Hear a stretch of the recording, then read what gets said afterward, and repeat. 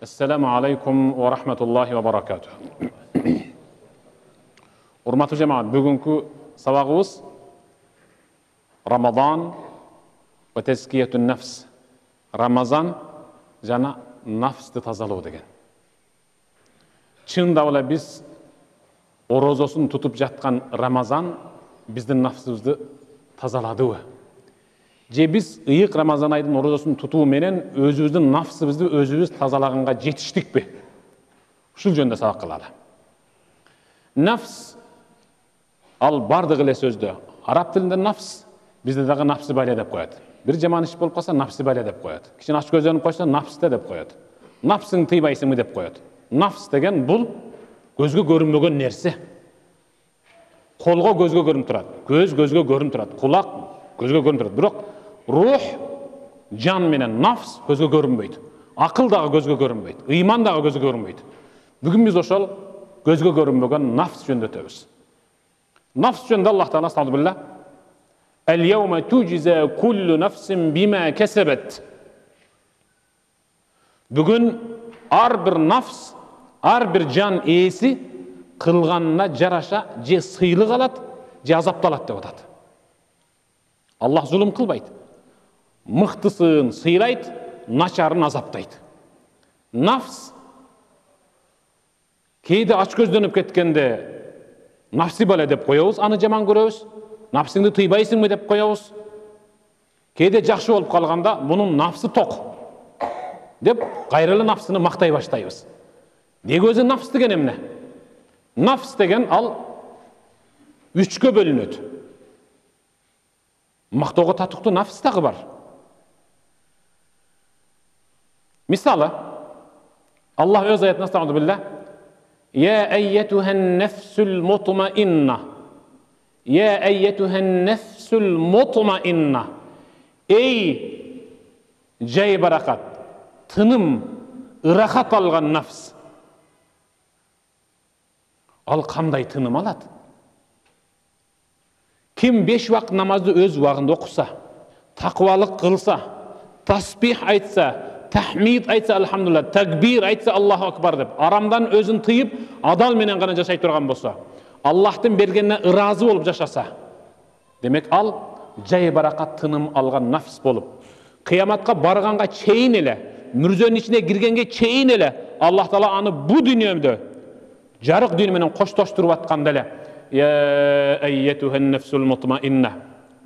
Ey jay barakat, tınım, rahattu жашаган nafs, irji'i ila rabbik. Dünyadagi жашооң бүттү эме. Irji'i rabbik. Rabbingе кайта бер. Rabbingдин алдында саңа мындан да мыкты сыйлык белектер бар. Субханалла. Бу дүние менен али үзүлө элек мезгилде анын кулагын угузуп атат. Ya eyyetühen nefs. Ey mıktı nafs деп, ey tınım algan, bu dünyanın tүйшігіне sabır kılıp, günödön özün tıyıp, ibadattın tүйшігіне sabır kılıp жасап, таңдaya қатып, түкірігі çıkpay қалса дағы, менден қорқып ороза тұтқандың үшін, sen tınım algan жай барақат, рахаттуу нафссың, чық еме Раббиңе бара бер. Чық еме sen, дейді Аллах Таала. Irji'i ila rabbika radiyatan mardiyya. Çık Rabbine, Rabbin senden razı olup, sen Rabbinden razı bolğan abalda деп атат. Görse nafs, tınım algan, titrебеген, korkboğan, kıcalat bolboğan, mostay boğan nafs bolat eken. Al şu bizden nafs inşallah. Allah oşunday nafska koşsun bizde. Bir nafs var. Al an-nafs el-emmâratu bis-sû. Jamandıqa buyurgan nafs var. Jamandıqa buyuruydu. Bir jaman iş jasap alsa, nafsыңды тыйбай белең. Nafsыңды тыйбаганның жыйынтыгы мындай болду деп жаман ишке буйруп койгон нафсты жемелей беребиз. Юсуф пайгамбар Зулайха энебиз менен болгон кездешүүдөгү жыйынтыгын чыгарып атканда мындай деди. Estağfurullah. Ve ma ubiru nefsi. Ve ma ubiru nefsi. Men özümde özüm aktabayım nafsımda. Иннан нафса лааммаратун биссу илля ма рахима рабби. Нафс деген бұл ушундай. Аллах аны жараткан. Ар бир адамда барандай. Ал кээде жамандыкка буйруп, жетелеп, түртүп алып барып коет. Аллах мээримин төккөндөрдөн башкаларын. Аллах мага мээримин төктү, мени силер жамандап атасыңар, бирок мен жамандыкка барган жокмун дейт Юсуф пайгамбар. Куд ошол сыяктуу бизди дагы нафсыбыз кээде жаман ишке буйруп коюшу мүмкүн. Андан Кудай сактасын. Biz ошол жаман ишке буйруй турган нафсты ыйык Рамазан айынын розосу менен тазалап алдык. Бу сөз ошондой болуп атат. Эми үчүнчүсү нафс көтөйлө. Ал ан-нафсул лаввама. Өзүн өзү жемелеген нафс болот. Өзүн өзү жемелеген нафс болот. Кээде бирөө арак ичип келет. Үйүндө чыр жасап, анан келинчеги түйүнчөгөн түйүнүп, бир баласын көтөрүп, бир баласын жетелеп кетип калат. Үй бүлөсүнөн ажырайт. Анан ошондо ал өзүн өзү жемелейт. Неге ишти мактмак болуп деп. Өзүн өзү жемелеп, нафсын жемелеп атат. Ал жөнүндө Аллах Таала астагфирулла билlah. La uqsimu bi yawmil qiyamah wa la uqsimu bin nafsil lawwamah. Sadaqallahu azim. La uqsimu bi yawmil qiyamah. Kıyamattın boloruna ant içem deydi Allah Taala. Wa la uqsimu bin nafsil lawwamah. Өзүн өзү жемелеген нафска да ant içem deydi Allah Taala. Көрсө, инсан бул жакта намаз окубай жүрүп, Алланын алдына барып, жанындагы досу бейишке кирип кетип баратканда, ошол досу, намаз окубаган досу, өзүн өзү жемелейт. Неге мен намаз окубадым ушуга окшоп деп.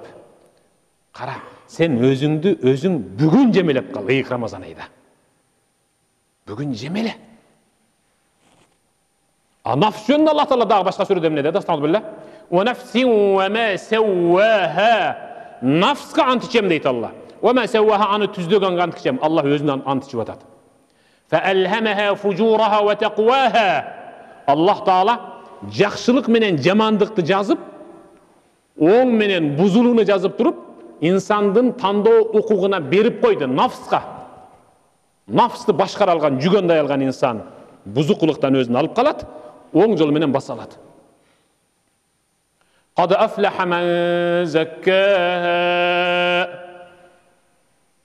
Kim nafsını тазалап қалса, демек ал ийгиликке жетишиптир dedi Аллах Таала. Субханалла. Kim nafsını тазартып, тазалап қалса, ийгиликке жетишиптир. Ийгилик ал эмне? Жанна, бейиш. Бейишке жолдома алыптыр. Бейиштик болуптур. Kim nafsını тазалап қалса. وَقَدْ خَابَ مَنْ دَسَّاهَا. Бирок зыянга учураптыр. Орду толгус зыянга учураптыр. Ман дассаха, ким нафсы менен сүйлөшүп, кыңыр ишти жашырып коюп кирдетсе деп атат. Ыйык Рамазан айды тутуп атып деле, Рамазанга чейин жасаш керек ошол ишти. Эми Рамазандан кийин жасабасамбы деп, Рамазанга чейинки жасай албай калган күнөөсүнө өкүнүп, аны Рамазандан кийинки күндөрдө улантууну эңсесе, демек ал нафсын кирдетиптир кайра деп атат. Нафстан бир отоло анын оюн, анын мүдөөсүн, анын максатын чыгарып кой. Акылга баш ийип. Ошондо биз ыйык Рамазандын орозосу менен нафсты тазаладык деп билебиз. Кээде ач көздөнүп кеткенде нафсы жаман да дейбиз. Кээде мындай жакшынап отуруп калса, бул нафсы ток дейбиз.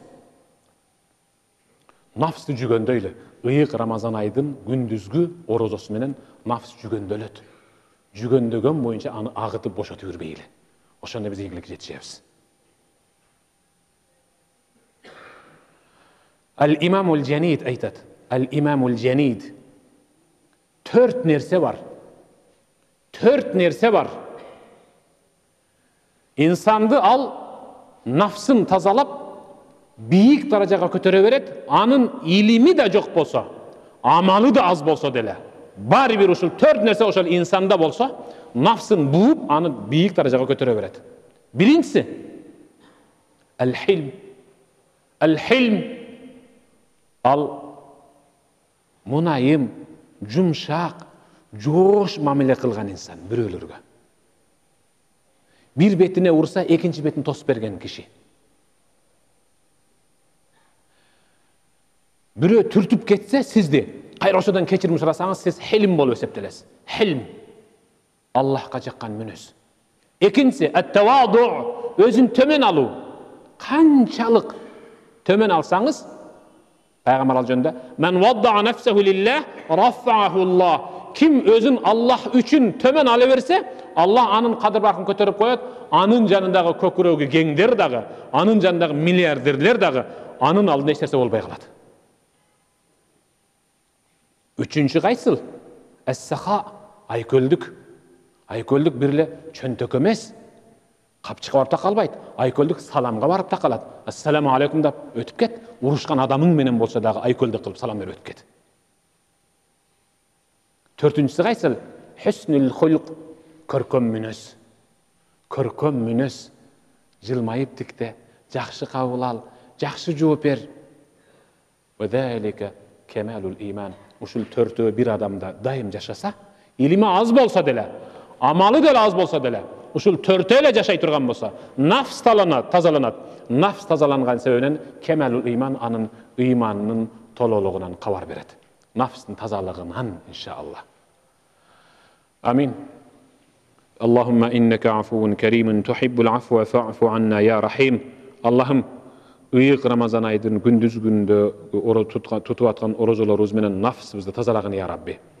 Özümüzü cemelegen, jamanlıqa özümüzü jetelegen nafstan bizde saktap, sana ırazı olup sen bizden ırazı bolgon nafska bizde tuş kılgın ya Rabbi. Allahumma inneke afuvun kerim tuhibbul afwa fa'fu anna ya rahim bi rahmetika ya erhamer rahimin. Allah.